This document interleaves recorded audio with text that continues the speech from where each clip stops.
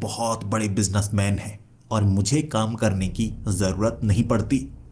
भले ही मेरे पिता अब भी मुझे कहते हैं कि काम में हाथ बटाया करो, ये सब कुछ तुम्हारा ही तो है, लेकिन मुझे बचपन से ही पुरानी चीजों से लगाव था। मैं पुरानी चीजें इकट्ठा किया करता था। एंटीक चीजें घर में भरी पड़ी थी, फिर भी मैं नई नई चीजें लेकर आता। मेरे पिता कहा करते थे, पुरानी चीजों को इकट्ठा क्यों करते हो? और फिर एक दिन मुझे महसूस हुआ ये मेरी गलती थी। मैं 13 साल का था जब घर में एक पुरानी पेंटिंग लेकर आया था। एक औरत के नाचते हुए नृत्य दृश्य उसमें कैद थे। मैं उस पेंटिंग को निहार रहा था, लेकिन मेरे घर वालों को वो डरावनी लग रही थी। उसका चेहरा तो देखो कितना डरावना है। मैंने अपने पिता को कहा, नाच रही है तो एक्सप्रेशन वैसे हैं, ऐसा चित्र बनाया गया है। नीचे कोई भी पेंटर के सिग्नेचर नहीं थे। उस पेंटिंग में से रात के वक्त आवाजें आ रही थी। घर वाले डर रहे और मैं बहुत उत्साहित हुआ था। पूरी रात उस पेंटिंग के आसपास रहा और मैंने महसूस किया वो लड़की हिल रही है। पेंटिंग के अंदर कोई चीज हिलती नहीं, लेकिन लड़की हिल रही थी। आवाजें आ रही, गुनगुनाने की आवाजें। मैं डरा नहीं, बिल्कुल नहीं डरा, लेकिन मेरे पिता ने कह दिया, ऐसी शापित चीजों को घर में नहीं रखना, फेंक दो। मेरे पिता ने उस पेंटिंग को बाहर फेंका था। फिर मैंने अपने पिता को कहा, कहीं और घर खरीदते हैं, कोई पुराना घर, फैक्ट्री, जहां पर मैं पुरानी चीजों को संभाल कर रख पाऊं। मेरे पिता ने कहा, ये पुरानी चीजों को इकट्ठा क्यों करते रहते हो? मैंने कहा, ये मेरा शौक है जो अब आदत बन चुकी है। एक बड़ा वेयर हाउस खरीदा गया था, जिसे मैंने एक घर का रूप दिया और वहां पर एंटीक चीजों को रखने लगा। जब मैं 19 साल का था, मेरे पिता को बिजनेस में बहुत बड़ा घाटा पड़ा था। हमें पैसों की जरूरत थी।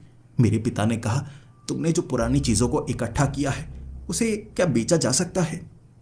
मैंने कुछ चीजों को बेचा था और यकीन कीजिए वो एंटीक चीजें इतनी महंगी बिकी थी कि सारा घाटा पूरा हो गया और सभी चीजों को बेचने की जरूरत तक नहीं पड़ी, ना उस पेंटिंग को बेचने की जरूरत पड़ी। तब मुझे महसूस हुआ था लोग पुरानी चीजों को खरीदना चाहते हैं और मेरा शौक मेरा बिजनेस बन गया। मैं पुरानी चीजों को खरीदता, संभाल कर रखता, लेकिन जब मैं 21 साल का था, मुझे एक छोटी मटकी मिली थी और उस मटकी के अंदर राख थी। आप उस राख को नदी में बहा दो या कहीं भी फेंक दो, मटकी को घर में रखो, फिर से अपने आप उसमें राख आ जाती थी। लेकिन अगर 10 दिन से ज्यादा उस मटकी को घर में रखे रहो, घर से आवाजें आने लगती, एक काला साया घर में घूमने लगता। मैं उसके बारे में जानना चाहता था। मैं पुजारी जी से मिलने के लिए गया और पुजारी जी ने कहा कि वो मटका शापित है, उसे तोड़ दो और नदी में बहा दो। मैं ऐसा करना नहीं चाहता था। मैं जानना चाहता था आखिर क्या है उसमें और उस पेंटिंग में भी क्या है। तो मुझे लगा मुझे सीखना होगा। अमीर तो मैं था, तांत्रिक, बाबा, हर तरह के लोग जो इसके बारे में जानते थे, मैं उनसे जानकारी जुटाता, किताब में लिखता। भूत क्या है, प्रेत क्या है, डायने, चुड़ैलें, हर तरह की जानकारी मैं जुटाता चला गया और शायद ऐसी जानकारी कोई और जुटा नहीं रहा होगा जो मैं जुटा पा रहा था। धीरे धीरे लगाव होने लगा इन चीजों से। वो जो मटकी थी राख से भरी हुई, उसमें से एक साया निकलता था और वो साया हमें नुकसान नहीं पहुंचाता, लेकिन उस मटकी के इर्द गिर्द रहता है, जिससे लोग डरते हैं। अब उस साये को मैं कंट्रोल कर सकता था। अगर मटकी पर कुछ लिखो, साया वैसा करता, लेकिन अपनी हद में रहकर। यानी कहीं जाने को कहूं तो वो साया वहां पर चला जाता, किसी को डराने के लिए कहूं तो वो साया उसे डराता। उसके बाद उस पेंटिंग का राज भी मैंने सुलझाया। वो पेंटिंग श्रापित थी। जब उस औरत को मारा गया जिसकी पेंटिंग बनाई गई, तो उसके खून का इस्तेमाल उस पेंटिंग में किया गया, जिस कारण उसकी आत्मा उससे जुड़ गई और रात के वक्त उसकी आत्मा उस पेंटिंग के अंदर नाचने की कोशिश किया करती थी, वो आवाजें लगाया करती थी। मैंने उस औरत की प्रेत आत्मा से बात भी की थी। मैंने सारी जानकारी जुटा रखी थी, भूतों से कैसे बात करनी है, कितने भूत खतरनाक होते हैं, कितने नहीं होते, चुड़ैलें क्या कर सकती हैं, डायनें क्या होती हैं। भले ही कुछ ऐसी ताकतें थी जिनसे मैं मिल नहीं पाया था, लेकिन 30 साल की उम्र होते होते मैंने लगभग हर तरह की ताकत को महसूस कर लिया था। मुझे एक ऐसी कुल्हाड़ी मिली थी जो चुड़ैल के पेड़ को काट सकती थी। उस कुल्हाड़ी को जिस भी पेड़ पर मारो, अगर उससे खून निकलना शुरू हो जाए तो समझ लो उस पेड़ के ऊपर एक चुड़ैल का वास है। ऐसे मैंने एक चुड़ैल को एक पेड़ से आज़ाद किया था, भले ही उसमें मैं मरते मरते बचा था। आप भी सोचकर देखिए, कोई घर भूतिया है, कोई चीज़ शापित है, आप क्या करेंगे? घर को बेच देंगे, शापित चीज़ को खुद से दूर कर देंगे, फेंक देंगे। मैं उल्टा किया करता था। भूतिया घर में जाकर उस प्रेत आत्मा को समझने की कोशिश करता, शापित चीज को अपने उस घर में लेकर आता संभालने के लिए, जहां पर एक से बढ़कर एक ऐसी चीजें पड़ी हुई थी। मैं हर ताकत को समझना चाहता था, महसूस करना चाहता था, इस्तेमाल करना चाहता था। मैंने देश और विदेश में कई ऐसे पैरानॉर्मल रिसर्चर्स दोस्त बना लिए थे। उनके साथ मिलकर भी मैं काम करता। डायन के बारे में जानने के लिए मुझे एक विदेशी रिसर्चर से मदद मांगनी पड़ी। फ्लोरिडा जंगलों में एक ऐसी डायन रहती थी जो लोगों पर काला जादू करती, और वहां ज्यादातर लोग सोए हुए ही पाए जाते। कई दिनों तक वो सोते ही रहते। मैं जब उनके साथ वहां पर गया था, पहली बार डायन को महसूस किया और पता लगा डायन इंसान ही होती हैं। उनके पास ऐसी ताकत होती है कि वो खुद को मारकर चुड़ैल भी बना सकती हैं, लेकिन दोबारा जिंदा होने के लिए फिर से उन्हें एक शरीर चाहिए होता है। ऐसे कई डायनें कई 100 साल तक जिंदा रह सकती हैं, लेकिन डायनें जादू का इस्तेमाल जवान रहने के लिए करती हैं। वहां पर उस डायन को पकड़ा था और सरकारी मदद के जरिए उसे जेल तक पहुंचाया गया। भले ही वो बदला नहीं लेना चाहती थी, क्योंकि उसने भी गलतियां की थी और उसने माना उसे ऐसी ही सजा मिलनी चाहिए थी, लेकिन डायन का पहली बार मैंने सामना किया था। अपने उन साथियों के साथ और रिसर्च की। ऐसे मेरी उम्र 35 साल तक हो गई और अब मैं मानने लगा था कि मैं हर एक ताकत का सामना कर सकता हूं, लेकिन कुछ रहस्य ऐसे हैं जिन्हें सुलझाना बड़ा मुश्किल होता है। और ऐसा ही एक रहस्य जब मेरे सामने आया था, मैं समझ नहीं पा रहा था कि मुझे क्या करना है। राजस्थान से मुझे किसी ने ये जानकारी दी थी कि वहां पर रेगिस्तानी इलाके के नीचे कुछ खंडहर पाए गए हैं, और ऐसी पुरानी जगह पर ऐसी चीजें मिलती हैं जो बड़ी काम की होती हैं, एंटीक चीजें। और ऐसी एंटीक चीजें मुझे हमेशा से चाहिए होती हैं। अगर सरकार को पता लगा, वो इस पर रिसर्च शुरू कर सकती हैं और उससे मुझे नुकसान होगा। तो वहां पर मैं पहुंच गया। अमीर था, इसीलिए आसपास की पूरी जगह को रातों रात खरीद सकता था। मैंने खरीदा, फिर उसके नीचे खुदाई शुरू कर दी। कुछ ऐसा मिलेगा जो काम का होगा, ये सोचकर 10 दिनों का इंतजार किया था। और नीचे वाले खंडहरों में एक ऐसा कमरा था जिसने सबको हैरान किया। एक बड़ा चौड़ा कमरा था, चारों तरफ से काले पत्थर से बंद। पहले तो काले पत्थर को तोड़ा गया, उसके नीचे से सफेद संगमरमर निकली। अब सफेद संगमरमर से भी उसे बंद किया गया था। सफेद संगमरमर को तोड़ा गया तो बीच में काली मिट्टी को सुखाया गया था और आग में जलाकर छोटी छोटी ईंटों को बनाया गया। अजीब से रंग की वो ईंटें थीं। उन्हें हटाने के बाद बीच में गली हुई लकड़ी मिली, लेकिन ये लाल चंदन की लकड़ी थी। और तब मुझे लगने लगा था इसके बीच कुछ तो ऐसा है जो बड़े कमाल का होगा। आखिर ऐसी चीज को यहाँ बंद करने का क्या मतलब हो सकता है? या तो कोई प्राचीन शापित चीज होगी, या इतनी कीमती होगी कि इतिहास बदल सकती है। कोई मैच है क्या? नहीं ध्यानचंद जी, 10 करोड़ लोगों की तरह ये भी ज़ुबी पर लूडो खेल रहे सकती है। उस लकड़ी को काटने के बाद, मिट्टी के हिस्सों को साफ करने के बाद, अंदर से एक चमकदार सोने का बक्सा मिला था बेहद ही छोटा, लेकिन एक सोने के बक्से को इतनी सिक्योरिटी में छिपाया नहीं गया होगा। इसके बीच जो है वो सुरक्षित रखने की कोशिश की है। वो सुनहरी बक्से को वहां से निकाला गया। मैं किसी को भी उसे खोलने देना नहीं चाहता था। उसके साथ चेतावनी उस बक्से के ऊपर बनाई गई थी अजीब सा चेहरा एक औरत का लग रहा था, साथ में ही शैतानी चेहरा भी लग रहा। भ्रम दे रहा था, जैसे एक तरफ से देखो तो शैतान लगता, दूसरी तरफ से देखो तो कोई औरत लगती। सुनहरी बक्से को मैं अपने उस घर में लेकर आ चुका था। उस जगह जहां खुदाई की गई थी मिट्टी को डाला जा चुका था। लगभग 2 दिन लगे मिट्टी डालने में और वहां पर सारे सबूत मिटाए जा चुके थे। अब अगर सरकार वहां पर खुदाई करना चाहे तो उन्हें कुछ नहीं मिलेगा। उस रात 10 बजे मैं उस बक्से को खोलना चाहता था। उसके ऊपर संस्कृत में कुछ लिखा हुआ था, प्राचीन शब्द।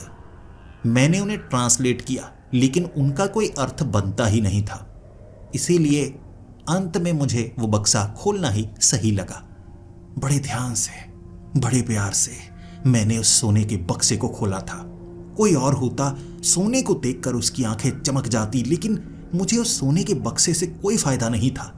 इससे हजारों गुना ज्यादा सोना मेरे घर में है। मुझे इसके बीच से कुछ ऐसा मिल जाए जो ज्यादा कीमती हो। मैंने बक्से को खोला। अंदर से लाल रंग का धुआं निकला, या कहें मिट्टी थी वो लाल लाल, या लाल रंग का कुछ था जो उठा आसमान में, फिर जमीन की तरफ नीचे गया और मिट्टी में घुल मिल सा गया। देखने लगा मैं, ये क्या धुआं था या सिंदूर था? क्या था ये? अब बीच में भी नहीं है, बस यही था और कुछ नहीं है। मैंने अच्छे से उस बक्से को अंदर से देखा। सोने का बक्सा था, भारी था। मैंने उसे काटा, उसके अंदर कुछ नहीं था। सिंदूर को छिपाया गया था। या लोग पागल हैं कि इतने छोटे से बक्से को ऐसे काला पत्थर, लाल पत्थर इसमें रखा होगा। बड़ी मायूसी हुई थी उस रात। इतनी मायूसी हुई कि मेरी आंखों में आंसू आ गए थे। सोचा था मैंने कुछ कमाल की चीज मिलेगी, लेकिन नहीं, कुछ नहीं। मायूसी में उसी घर में रात बिताना चाहता था मैं।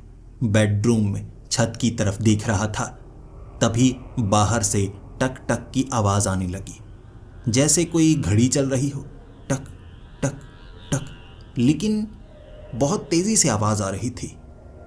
जब घड़ी की सुई टक टक करती है तो हर 1 सेकंड में एक टक की आवाज आती है, लेकिन ये बहुत तेजी से आ रही आवाज थी। यहां पर कई घड़ियां भी रखी हुई हैं, उनकी भी हल्की हल्की आवाज आती रहती है, लेकिन ये आवाज बिल्कुल अलग थी। मैं देखना चाहता था ये आवाज कहां से आ रही है। मैं उठा, देखने के लिए गया। मैं इधर झांकने लगा, उधर झांकने लगा। यहीं से आवाज आ रही थी, लेकिन मैं जिस भी दिशा में जाता हर बार लगता आवाज तो पीछे कहीं और से आ रही है। चारों दिशाओं में गया, लेकिन उस आवाज के बारे में पता नहीं लगा पाया।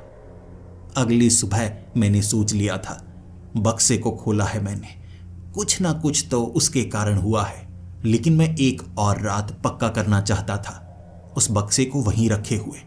अगली रात फिर से टक टक की आवाज दोबारा सुनना चाहता था, लेकिन इस बार कोई टक टक की आवाज नहीं हुई। मुझे एक औरत के गाने की आवाज सुनाई देने लगी, गुनगुनाने की आवाज। शब्द साफ नहीं थे, लेकिन महसूस हो रहा था कि इसी वेयर हाउस में कोई गा रहा है। एक तो ये घर वेयर हाउस है बहुत बड़ा। फिर से मैं हर कोने में गया, इस बार फिर से उसी तरह। जब मैं दाईं तरफ जाता तो लगता आवाज बाईं तरफ से आ रही है, मैं बाईं तरफ जाता तो लगता आवाज दाईं तरफ से आ रही है। यहां कुछ भी ऐसा नहीं है जो इस तरह गुनगुनाने की आवाज निकाले। मैं शक में था, लेकिन 2 घंटे पूरी कोशिश करने के बाद भी वो गुनगुनाने की आवाज बंद नहीं हुई और अंत में मैं उस बक्से के पास गया। उस बक्से पर कान लगाकर सुनने लगा। वो आवाज बक्से से नहीं आ रही थी, किसी और चीज से आ रही थी, लेकिन मैं ढूंढ नहीं सकता था। पूरी रात गुनगुनाने की वो आवाज किसी को भी डरा सकती थी, लेकिन मुझे नहीं। मैं जान गया कोई रहस्यमय ताकत उससे जुड़ी है। अब मुझे पता लगाना है वो क्या है। चुड़ैल, डायन, भूत, प्रेत, भटकती हुई आत्मा, जो भी है मुझे पता लगाना है। अगर उसे आज़ाद करना हुआ आज़ाद कर दूंगा। कोई काम की चीज़ हुई तो उसे इस्तेमाल में लेकर आऊँगा। अगर ये बक्सा शापित है तो इसे संभाल कर रखूँगा। हर रात इसी तरह गुनगुनाने की आवाज़ या टक टक की आवाज़ सच में किसी को भी डरा सकती है और मुझे डरते हुए लोगों के चेहरे देखना बहुत ज़्यादा पसंद है। अगले दिन मैंने अपने एक साथी को बुलाया और उसे कहा, यार इस बक्से पर टेस्ट करने हैं। रात के वक्त इस बक्से से ना औरत की आवाज़ें आती हैं। पहले तो ये पता करना है कि इसमें सच में कोई ताकत है या नहीं। इसमें मेरी मदद करेगा ना तू? मेरे दोस्त ने हामी भर दी थी। हम इकट्ठे कई बार काम किया करते थे। वो भी जैसे मैं काम करता वैसे वो करता। उसे भी पुरानी चीज़ें पसंद थी, लेकिन थोड़ा डरपोक था। अपने पास नहीं रखता था, मेरे पास रखता था, लेकिन जानकारी जुटाना उसे पसंद था। हमने उस खास लिक्विड को लिया जो किसी भी तरह की तरंगों को खुद में सोख सकता है। उस बक्से को अगर उस पानी में हम डालेंगे, अगर वो शापित है तो पानी काला हो जाएगा, क्योंकि उससे ऐसी तरंगें निकलेंगी जो आप पर हावी होने की कोशिश करेंगी, नकारात्मक तरंगे। बक्से को पानी में डाला गया। 3 घंटे हमने इंतज़ार किया। वोल्टेज को सही रखा था। जब बक्से को बाहर निकाला, पानी पूरी तरह से काला था। इससे ये साबित हो गया, ये बक्सा सिर्फ सोने का नहीं बना हुआ, इससे तरंगे निकल रही हैं। किसी न किसी तरह की काली ताकत इससे जुड़ी हुई है। जो आवाज़ें मैं रात को सुन रहा था वो इसी से आ रही हैं। ये तो पक्का हो गया। अब मैं इस बक्से को लेकर किसी ऐसी जगह पर जाना चाहता था जहां और कोई एंटीक चीज़ ना पड़ी हुई हो, क्योंकि वेयरहाउस में तो एक से बढ़कर एक एंटीक चीज़ है, शापित चीज़ है, और कई भूतों को तो बोतलों में बंद करके रखा हुआ है। मैं नहीं चाहता कि मैं गलती से किसी और पर इल्ज़ाम लगाऊं। एक फार्म हाउस। 3 घंटे की ड्राइव करने के बाद जब मैं वहां पर पहुंचा था, मैं अकेला था और कोई नहीं, और मैं इस बक्से के साथ पूरी की पूरी रात बिताना चाहता था। डरता मैं किसी से नहीं था। मेरे पास हर तरह के गैजेट्स हैं ऐसी ताकतों पर काबू पाने के लिए। डर किस चीज़ का? रात को उस बक्से को टेबल पर रखा हुआ था। औरत के गुनगुनाने की वो आवाज़ मैं सुनना चाहता था, जानना चाहता था, उससे बात करना चाहता था। इसीलिए मैंने उस गैजेट को उससे कनेक्ट किया। एक तरफ लगा दिया स्पीकर, माइक आगे की तरफ रखा। अब किसी भी तरह के सिग्नल उसमें रिकॉर्ड होंगे। मैं सवाल पूछूंगा, देखते हैं मुझे जवाब मिलते हैं या नहीं। मैंने पहला सवाल पूछा, तुम कौन हो? क्या तुम अपने बारे में बता सकती हो? स्पीकर पर कोई आवाज़ नहीं आई, यानी किसी ने जवाब नहीं दिया। तो मुझे अलग तरीका अपनाना होगा और सवाल पूछता हूँ। मैंने कई सवाल पूछे, जानने की पूरी कोशिश की, लेकिन मुझे कोई जवाब नहीं मिला। अगर कोई आत्मा जो कि किसी चीज़ के साथ जुड़ी है किसी शाप के कारण, वो बात करना ज़रूर पसंद करती है, या तो धमकाती है या इशारा देती है। यहाँ पर किसी तरह की कोई आवाज़ नहीं आई, लेकिन छत से पानी की बूंदें टपकने लगी और वो पानी की बूंदें उस बक्से के ऊपर गिर रही थीं, जिस कारण माइक में भी थोड़ा सा पानी चला गया। माइक मुझे दूर करना पड़ा। छत को देख रहा था कि पानी कहाँ पर आ गया। लगता है टंकी लीक कर रही होगी। छत पर जाकर मैंने देखा, ऊपर तो पानी था ही नहीं, तो नीचे पानी टपक कहाँ से रहा था? जब मैं नीचे जाकर देखने लगा, वो बक्सा खुला था। किसी ने उसे खोला, जबकि यहाँ पर मेरे सिवा कोई और मौजूद नहीं है। ये साधारण प्रेतात्मा नहीं लगती, क्योंकि जो प्रेतात्माएं होती हैं किसी चीज़ को हिलाती नहीं, और ख़ास तौर पर उस चीज़ को जिससे वो जुड़ी हुई हो। ये कोई और ताकत लगती है। हो सकता है ये एक बैड स्क्वाड तो बची नहीं। क्या हुआ, कमबैक नहीं हो रहा क्या?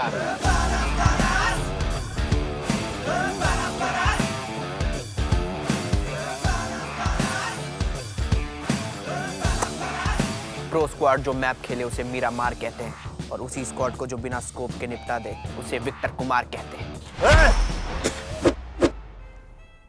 तेरे बैग में इतना एमो नहीं होगा जितना विक्टर कुमार एक स्प्रे में उड़ा देता है।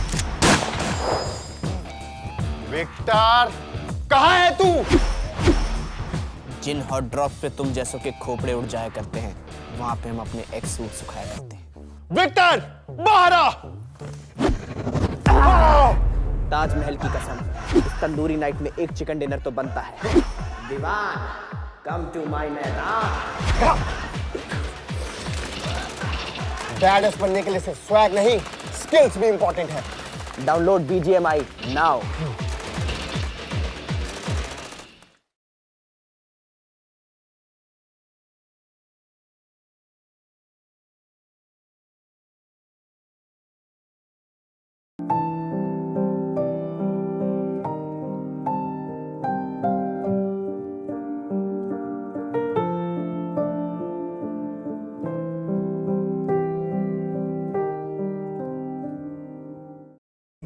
एक भूत हो। वो बक्सा पानी से भरा हुआ था।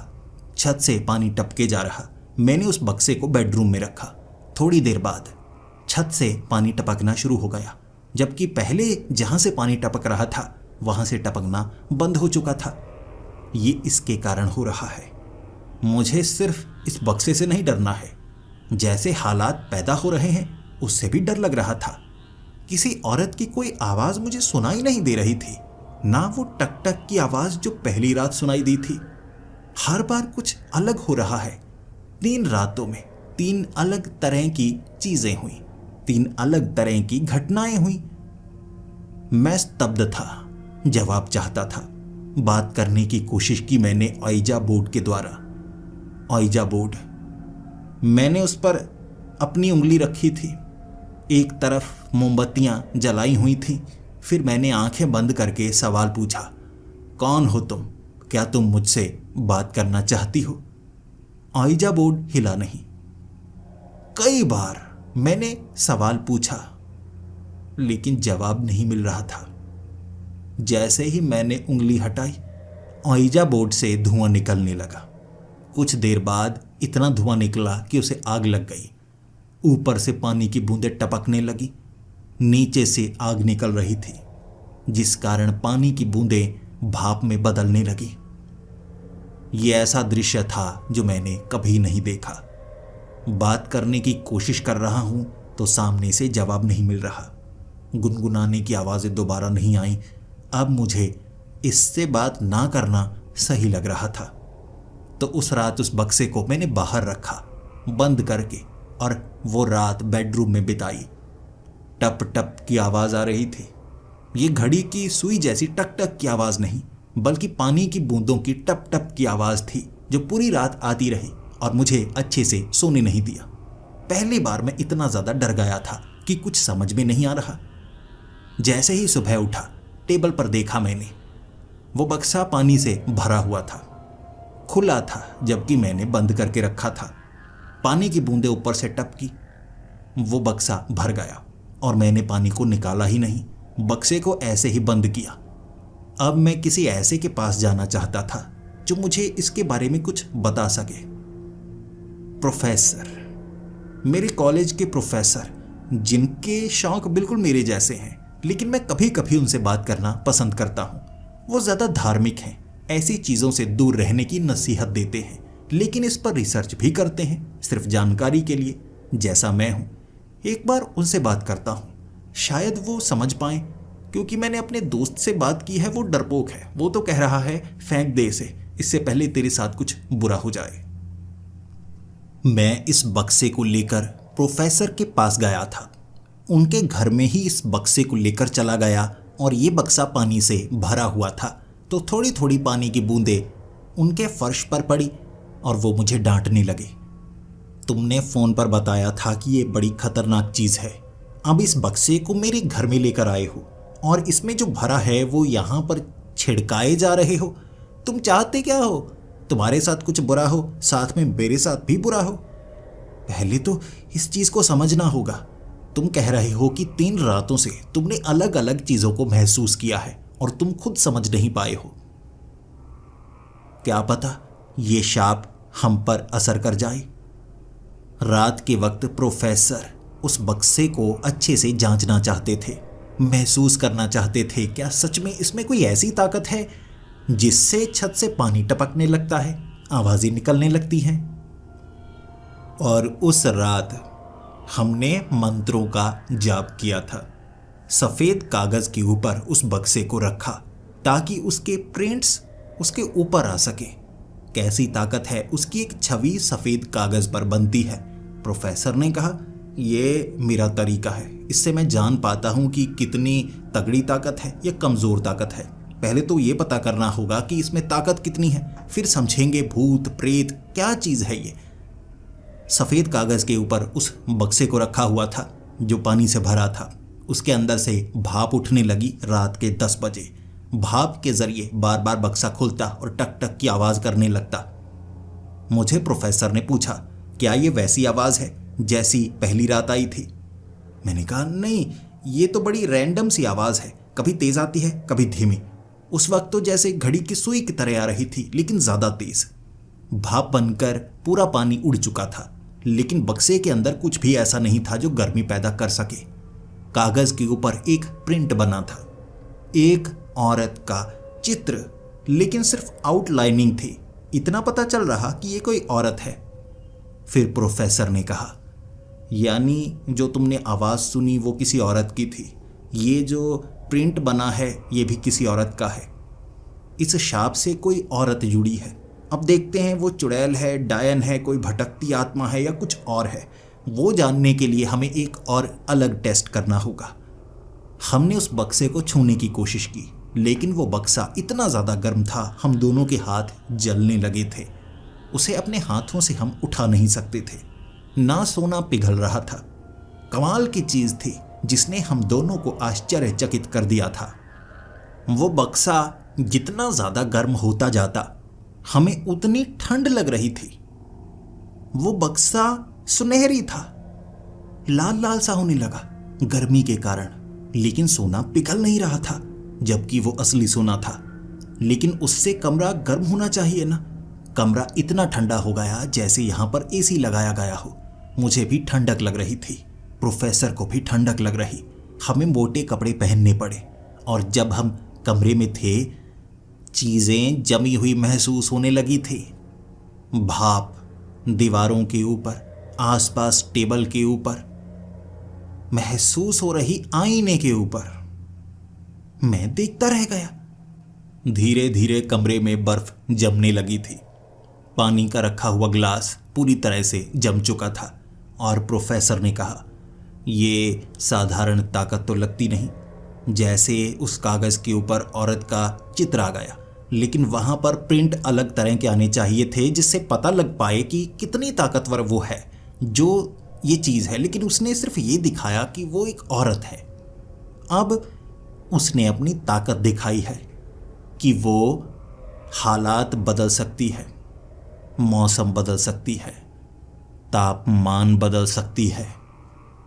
हमें इस कमरे से बाहर जाना चाहिए। हमें इस कमरे में रुकना नहीं चाहिए। पूरी रात इस कमरे में हम बिता नहीं सकते। शरीर ठिठुर रहा है। कमरे से बाहर निकलते ही तापमान पूरी तरह से सही था, और उस कमरे में जाने की हिम्मत उस रात हमने नहीं की। लेकिन प्रोफेसर ने कहा, मैं अपने कुछ साथियों को बुलाऊंगा जो इसमें प्रोफेशनल है। मैं कई लोगों के साथ काम कर रहा हूँ जिनमें तांत्रिक भी हैं। हमें कुछ तांत्रिकों को बुलाना होगा और समझना होगा ये क्या चीज़ है। हमने भले ही जितना भी अध्ययन किया हो, लेकिन कुछ चीज़ें ऐसी हैं जो हमें नहीं पता। इसीलिए अगली रात हमने 2 तांत्रिकों को बुलाया। वो कमरा ठीक हो चुका था, और दिन के वक्त धीरे धीरे वो कमरा गर्म होने लगा और वो बक्सा ठंडा होने लगा।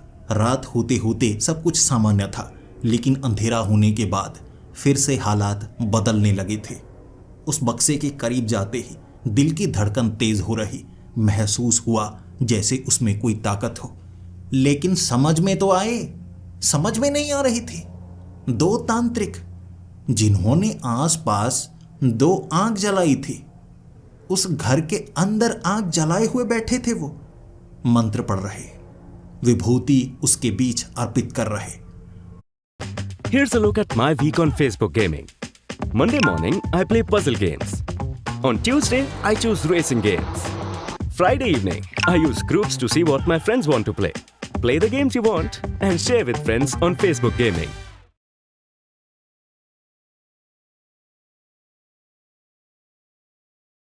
कर रहे। धुआं 2 आग का एक जगह इकट्ठा हो रहा और खींच रहा बक्से के अंदर।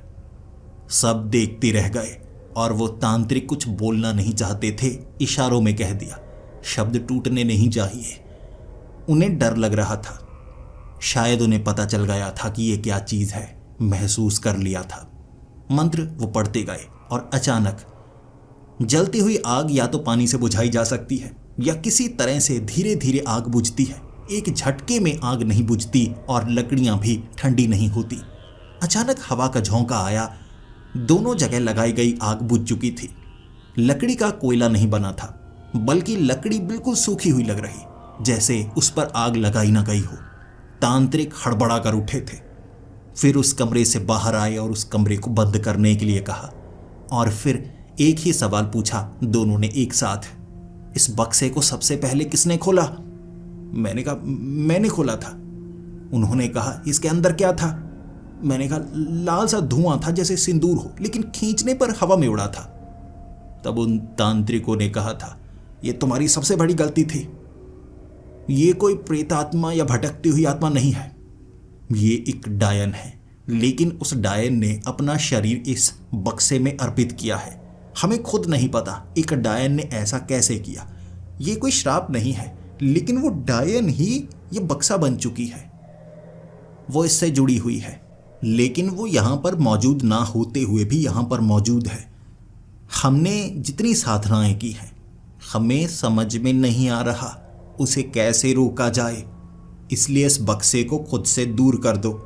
लेकिन तुमने इस बक्से को खोला है, हो सकता है ये बक्सा अब तुमसे जुड़ा हो और ये तुमसे दूर ना हो। तुम कोशिश करते रहना इस डायन से दूरी बनाने की, तुम्हें ढूंढना होगा और हम नहीं जानते ऐसा कैसे करना है। हमारे पास इतना अनुभव नहीं, किसी और को ढूंढो जिसके पास अनुभव हो और जल्दी से जल्दी ऐसा करो। ये डायन हर रात कुछ अलग करेगी, क्योंकि हम ऐसा महसूस कर पा रहे थे जैसे वो यहाँ पर मौजूद नहीं है, वो कहीं और है, जैसे फंसी हुई है। लेकिन उसके बावजूद भी वो अपने शरीर के साथ यहाँ पर मौजूद है। अब ये दो शब्द विरोधाभासी हैं, या तो कोई मौजूद होता है या नहीं होता, वो दोनों जगह सही है। तुम्हें ढूंढना होगा कैसे। मुझे प्रोफेसर ने कहा था इस बक्से को फेंक दो, ये कहकर वो जा चुके थे। मैं उस घर में अकेला था। मुझे लगा मुझे इस पर अध्ययन अकेले करना होगा। अब तक मुझे नुकसान तो हुआ नहीं है और वो तांत्रिक भी सही से कुछ समझ नहीं पाए, तो मैं समझूंगा और सबसे आगे निकल सकता हूं। उस रात उस बक्से के साथ उस घर में मैं बिल्कुल अकेला था। मुझे लगा था आवाजें आएंगी, लेकिन मुझे ये नहीं पता था इस बार मुझे कोई नजर भी आएगा। उस रात मैं बेडरूम में उस बक्से को ही देख रहा था, सामने बैठा हुआ। अचानक किसी के चलने की आवाज आई दूसरे कमरे में। मुझे लगा मुझे उठकर देखना चाहिए, लेकिन जब मैं देखने के लिए दूसरे कमरे में गया, बेडरूम से आवाजें आना शुरू हो गई और मुझे लगा आवाजें हर बार अलग जगह से आएंगी, तो मैं बेडरूम में चुपचाप जाकर बैठ जाता हूँ। लेकिन बेडरूम से आवाजें आती रही जब मैं दरवाजे पर कान लगाकर सुन रहा था। जल्दी से मैंने उस दरवाजे को खोला और झांकना चाहा।